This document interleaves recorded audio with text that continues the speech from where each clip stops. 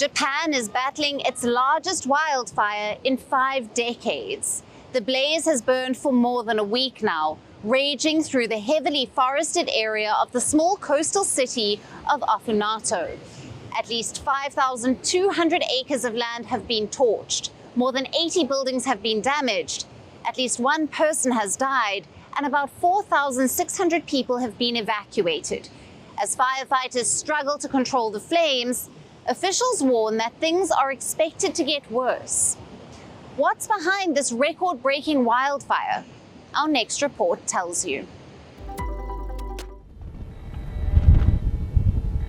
Orange skies, plumes of smoke, and dozens of people rendered homeless as Japan's largest wildfire in 5 decades continues to rage. This is the city of Ofunato. It lies on Japan's northeast coast, and for more than a week, wildfire has burned through the heavily forested area of this small coastal city. The blaze has torched more than 5,200 acres of land. More than 80 buildings have been damaged, and at least one person has died. I can't go back home, so I have no idea how my house looks like now. When we were evacuating, the fire was approaching our house, so I think our home is probably burning down and would be gone. About 4,600 people have been evacuated. Officials are scrambling to control the fire. More than 2,000 firefighters from all over Japan are battling the blaze. At least 16 helicopters have been deployed, with aircraft dumping water onto the burning hills.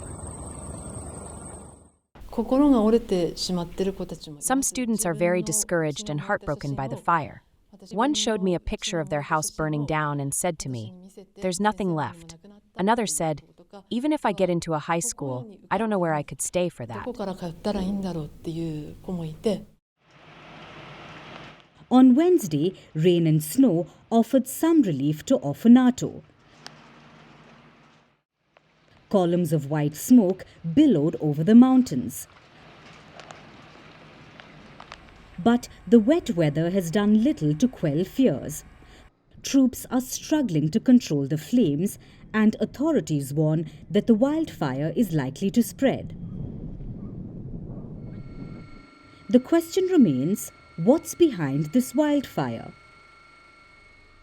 While the exact cause of the blaze remains unclear, experts say that climate change is most likely to blame. Like most countries, Japan recorded its hottest year in 2024. Plus, January to March is typically Ofunato's driest season. But this year, it was the driest in decades.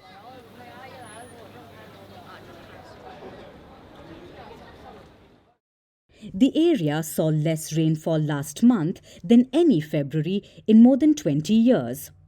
Ofunato recorded 2.5 millimeters of rainfall, falling well below the usual average of 41. And experts say climate change is a major factor behind this hot, dry weather. Japan is not an isolated case here. On the opposite side of the Pacific, California witnessed something similar a few weeks ago, when global warming made hot and dry weather conditions about 35% more likely, fueling the devastating Los Angeles fires, killing at least 29 people, destroying more than 10,000 homes, and displacing about 150,000 residents.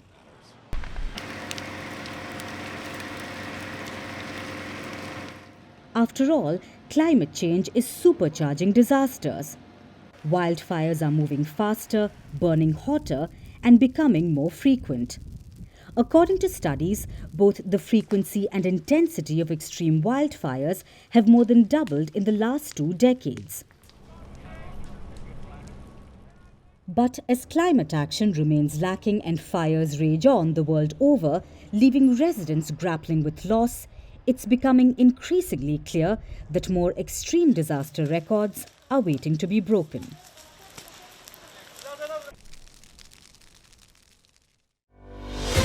Merci beaucoup. Hi. How are you? Very well, thank you. Thank you for being here. Namaste, Mr. President. Bharat Kelogan, Komeri Namaste. How many people generally follow you in interviews? Typically, in a month, we have viewers up to 150 million. That's more than twice the population of France. And in the last 2 years, we had 3 billion viewers. So I say, Laurent, this is your chance to be famous. You're on Firstpost. One word to describe your equation with Prime Minister Modi. Amitié. As India and France work together, are you creating a new era of non-alignment in the technology space? India is a training superpower. 1 million engineers a year, more than all of Europe and the US combined. So we have that partnership.